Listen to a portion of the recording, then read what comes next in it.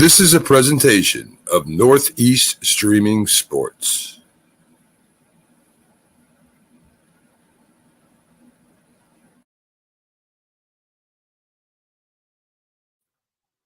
And good Saturday morning. This is the Dr. Sem Yankees Show.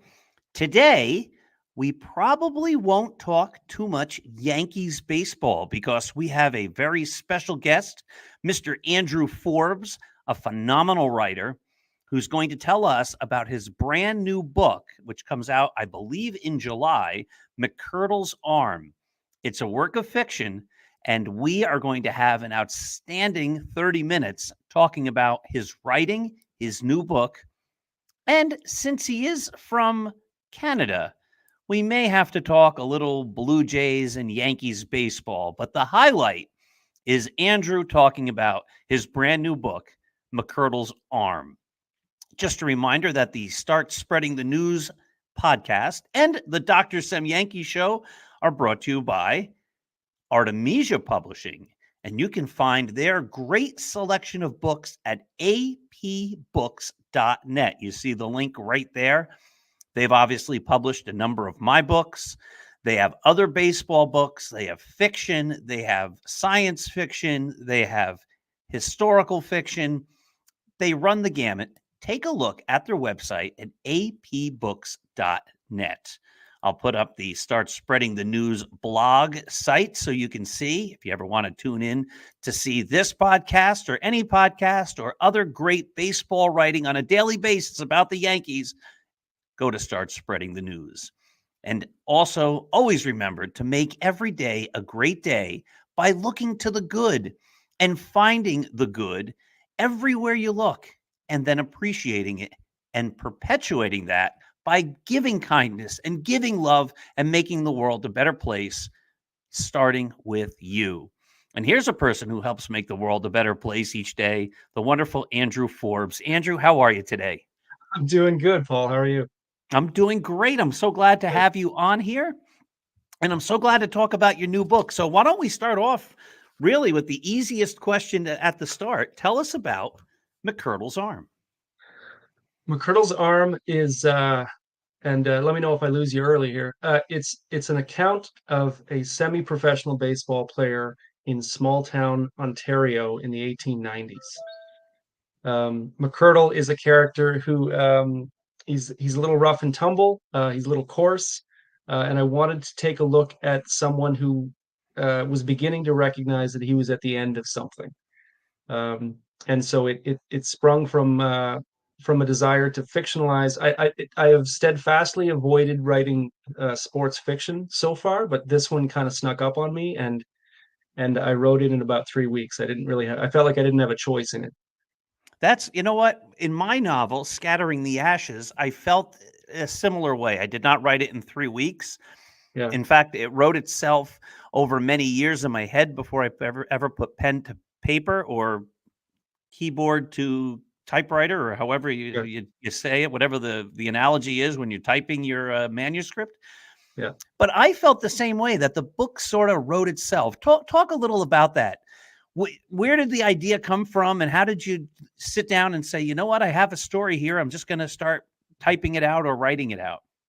So it really began as an act of procrastination because I was finishing up work on a novel that is being published later this year.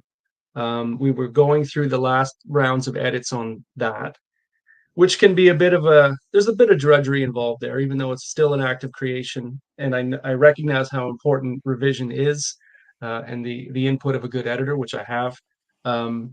But it feels like a job in a way. And I was also doing baseball research for another book of nonfiction writing about baseball that I have coming out next spring. But I decided to take a bit of a break between ending off on one and starting the next, or getting back into the other, and just kind of give myself the blank page and the opportunity to kind of see what came out. And this story kind of hit me like an anvil from above. Like it was fully formed. It came out, with all the parts intact. So recognizing that I needed to get back to the work that I was already, contracted to do, there was a bit of urgency to it. But I sat down and the story just kind of poured out. The language, the voice of the narrator, and the story of this character, they were all kind of there, and I just had to my fingers just had to keep up, really, which for me is it's a pretty unique experience, especially because I do write nonfiction stuff that involves an awful lot of research. This was an opportunity to do a lot less research. I had to do things like, is this plausible? Would this have happened? Did people use the word snot in 1892? Things like that. But mostly it was just kind of, you know, fasten your seatbelt and go for the ride. I think that's awesome. You know what? We're very similar in that regard because I've written a number of nonfiction books. I'm working on this epic series of books about the Battle of Gettysburg, Mhm. and right, the research just takes forever. And working through a book and getting that information and then crafting it and putting it all together, it's very labor intensive. It's a full time job when you're a writer. Um, Yeah. but at the same time, sometimes, like you mentioned with this novel, the words just seem to flow out of you. Like the story is already written. You sort of just have Yeah. to. I love how you say keep your fingers up. So keep up with the ideas and get them down. Yeah. So talk a little about McCurdle. Tell us about this character so that we can get a sense of who he is and the strife and the conflict that he Yeah. creates or that he faces in this book. He's a complete invention. He's not really based on anybody in particular, but he's a man who was born, and I don't remember the exact year now, though, of course, I have the timeline in a notebook somewhere, in a tobacco growing town in southern Ontario. Um, he leaves his family because it's a horrible situation where he is, winds up as a laborer for a company in Windsor, Ontario, right on the border with Detroit. Had always liked playing ball, recognized that the thing that made him feel most alive is when he threw rocks at fence posts and hit them 9 times out of 10.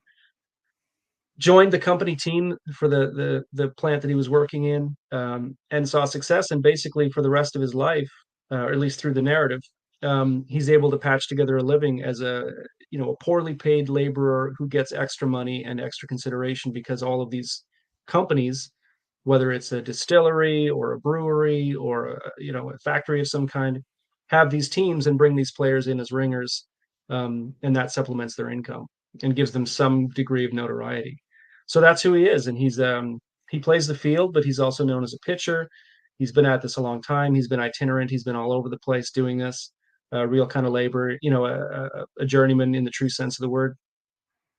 But the tendons in his arm, something he doesn't really have a way of understanding, but they are approaching the end of their usable life, and he's got to make decisions. And complicating all this is the fact that on one of the stops on his grand tour of semi-professional baseball in North America, he fell in love with a woman, and she's waiting for him. So he's got choices to make, but his body may end up making those choices for him. So Oh, it sounds mesmerizing. It sounds engaging. And I think everyone's going to because you're a great writer anyway. So it's not like we're talking to somebody who hasn't written great things before. So it's fun when you encounter a writer who writes well, who goes in a little bit of a different direction and is now telling a different type of story. I think anyone who's going to experience this book is going to be mesmerized and thrilled. So I love the angle with the career winding down and the girl in the city. One of the things I think you're talking about in this book is there was a time in baseball where there, of course, was the professional leagues, but there were all these semi-pro leagues and mhm. companies that played against each other and would bring in ringers so that they could win against the other companies in their area, Yeah. in their city, or in their industry or whatever. Did you do any background work on some of that, like some of those semi-pro leagues to find out about them? A lot of this is the residual of research done for other projects, right? So stuff Mhm. that just kind of builds up, and being aware of the history, not specifically, but maybe especially in this part of the world where I am in Southern Ontario, where part of me also wants to kind of broadcast the fact that baseball has for a long time really been a game that's important to people in this part of the world. Like it really has been the summer game here for 150 plus years. You mean the Despite the first fact, game in Toronto wasn't in 1977 when the Blue Jays came? far from it, far from it. But even the town I'm in, I live in Peterborough, Ontario. In my last book of nonfiction, I do a deep dive on a game that took place here in 1923, when Tris Speaker brought a barnstorming team through for an afternoon. But even then, the game had well-established roots here. So I had the opportunity to take a lot of the stuff that I'd learned about company teams and semi-pro ball and the passion of people for watching and for playing the game in this part of the world, and throw them all together. And it was just a blast to do. And because I had given myself permission to do it as fiction, I could also just make stuff up and add it in there. But all of it, and I've had some people read it who have a background in this research. It's all plausible because these are all things that did happen. The companies did have these players. The teams did mean a lot. Thousands of people did turn out in these fairly small towns to watch these games. So all that stuff is based in reality. It's the details of this man's story that I get a little bit of freedom to play with. Which is just fantastic. Now, what made you decide, because this story is taking place like in the 1890s, correct? Mm-hmm. Yeah.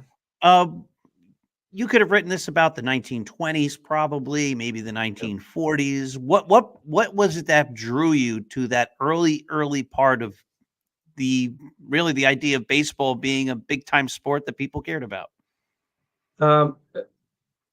Like as a writer, I hate the word career, but during my career, there's certain things that I've said to myself that I would never do, and one of them was historical fiction, and I broke that, and the reason I did was because there's something so tantalizing to me about a period that I can read a ton about. There's a whole lot of great books about 19th century baseball.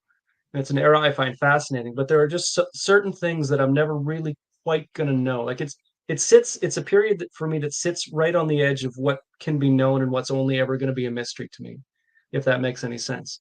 So I can read all the books and fill things in, but I'm going to have to take some leaps imaginatively to understand what it actually felt like to be in that crowd watching that game, or to be sitting on the end of that bench while McCurdle goes up to bat.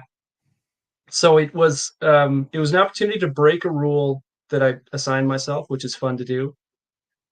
To push things far enough back, I think that readers have an opportunity to probably explore a part of baseball history that they may not be familiar with, because I think there's a hardcore tiny minority of us who are into baseball who actually care about what happened before the modern era. Maybe even 50 years ago, but it's certainly before the modern era. And so I wanted to kind of make it an exploration of something which was a little bit less well-worn in terms of sports fiction. Now, I'm doing this off the top of my head, but I think the most famous baseball poem, probably the most famous poem in America's history, at least as far as ones that people know and has been, written about and talked about in various forms, Casey at the Bat. I believe Casey at the Bat was written in 1888. Am I wrong about that? Right. No, I think you're about right with that. Yeah. So this is set specifically in 1892 with a little bit it's the same era. A little bit of after. It's very much the same era. Yeah. And in fact, when I was jokingly pitching this to my publisher, I said, if you'd have to imagine Casey at the Bat meets Deadwood. I don't know if you're familiar with the HBO series that takes place out west, with coarse and gritty and violent. That's kind of what it is. It really takes that kind of that Americana version of baseball before the 20th century. It's pastoral, it's community driven, it's and introduces a real kind of for me entertaining vulgarity to it. Interesting. I like it. Yeah, and that was part of the appeal for me in writing it too, was to kind of loosen some rules that I usually live by when it comes to like how rough things get. So it's Casey at the Bat on a really bad day. Casey at the Bat on a really bad day. But let's also know that in Casey at the Bat, there is a little violence. Kill him, kill the umpire, shouted someone in the stand. True. Yeah. And it's likely they may have had not Casey raised his hand. Right? So, that's right. I mean, and I used to read that I'm a retired school principal, and I would read that every year to my Yeah. students. And I'd have to explain to them, because when Cooney died at first and Barrows did the same, they're not really dying there. It's Right. they were just retired on the bases. That's Do right. you do you have any favorite books, novels or otherwise, that talk about you? I think you touched upon this a couple minutes ago, that touch upon that period. Yeah, and most of them, there's a lot of literature about the dead ball era. So, but a lot of it is the dead ball era with a little bit before, like Lawrence Ritter's book, Glory of Their Glory of the Times, where Times, sure. yeah, when he talks to all those old players, most of them are kind of dead ball guys, but they do talk about the 1890s and stuff. Um, a big influence since I was writing about specifically Canadian baseball was Bill Humber. I don't know if you're familiar with the name William Humber, but he's a researcher, he's a teacher. I first encountered him. He taught a sort of continuing education class at a college closer to Toronto about baseball. And he had me, after my first book came out, he had me come sit in on that class. And he's got a book called Diamonds of the North, which is kind of a very comprehensive history of baseball across Canada, including the 19th century. And he talks about things going as far back as, I think it's 1838 in Beachville, Ontario, which is very near where they put the Canadian Baseball Hall of Fame. So there were those things. There was Edward Acorn's book about what's his name? Come on. Old Hoss Radbourne. Hoss Radbourne, sure. Yeah, David Nemec's book, The Beer and Whiskey League, about the American Association. John Thorne's book, Baseball in the Garden of Eden. So not a lot of fiction. I guess the one would be The Celebrant by Eric Roth Greenberg. I have it written right here. There you go. Yeah, which is a little bit, it is during the dead ball era with Christy Mathewson and McGraw and everything. What a great novel, though. That's a novel. That's a great story. Such a great novel. Yeah. If nothing else comes of this, if somebody were to mention my book in the same breath as that novel, I would be thrilled, and that would be enough to justify the whole. I love it. Yeah. I'm going to recommend an author named J.B. Mannheim, who has written a whole bunch of, I think he's got 5 books now. He started off, they're sort of detective stories and mystery stories. He starts off with the story of what killed Christy Mathewson. And it's totally fiction, but he branched off and he talks in one of the books about the advent of baseball and Abner Doubleday, and did he really invent it or didn't he invent it? And he just, the book he just finished and that I just finished reading was about Thomas Edison and these types of leagues that took place. Yeah. So I recommend J.B. Mannheim. I think you'd enjoy those books as well. Now I'm going to do a note of it. Thank you. Oh, good. I'm going to do a big reveal here. Here's the cover of your book. Yeah. It looks awesome. Yeah. I'm really thrilled with it. Yeah. Now tell us about the process of having a cover. Who designed it? Did the publisher? Did you have a say in what it looked like? Big say. So I'm fortunate in that the publisher that I've so far published all my books with is named Invisible Publishing. It's a small Canadian indie publisher. One of the board members and the complete graphic design department is named Megan Fields, and she's fantastic. And when you publish a book with this publisher, there is a very involved process where you provide examples of kind of book covers and album covers and visual ephemera that appeal to you and think are related to your project. And there's a back and forth with Megan about things that might work. And she will then present, and this is unusual, this is unique when it comes to publishing, because often it's the publisher knows best and here's what the cover is going to look like and let's move on. But this is a very collaborative process. And she presents like a half dozen kind of directions that we may go with. And this wasn't one of them. There were 5 or 6 possible kind of directions we would take it, that she could go. And then for a little bit of, because things weren't ready, but we wanted to make an announcement around opening day this year, she found this image, which is an image of the original Polo Grounds, I believe. Oh, fun. New York Giants. Yeah. This image is in the public domain. I think it was it was around 18, I want to say 87 or 88. It's like a pocket schedule for the Giants. But she found this image and worked up a little announcement graphic that we could put out on social media using that. And and I just loved it. And I said, what if we use that? Do we have the rights to that image? Can we use it? She said, public domain, we can do anything we want. So then we with that as the basis, we went ahead and she put together a new cover, and we tried different title treatments. That baseball that appears there, people who buy a lot of expensive but beautiful old time baseball memorabilia from Ebbets Field Flannels may recognize that baseball specifically from the tags that they use, that old ticket stub thing that they use as a hat tag. So yeah, and finding the right typeface for all that. And then finally, the last piece was that down in the right-hand corner, a fiction. We were trying to figure out how to differentiate this from my nonfiction work. And finally, I said to the publisher, what about a fiction? So that's how it all came together, and I couldn't be more pleased. She later went back and did a few tweaks specifically to the players on the field. One of the teams wears in the image now wears uniforms like the ones I describe in the novel. So yeah, it's a beautiful image, and I'm so happy with the way it turned out.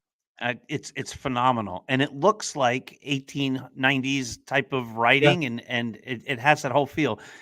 I'm very fortunate that my publisher, Artemisia Publishing, also gives me a say in what the book covers look like, which is also it's such a important part when you write your books and you get your books published, that you own that. And you're right, so many other writers don't have that opportunity.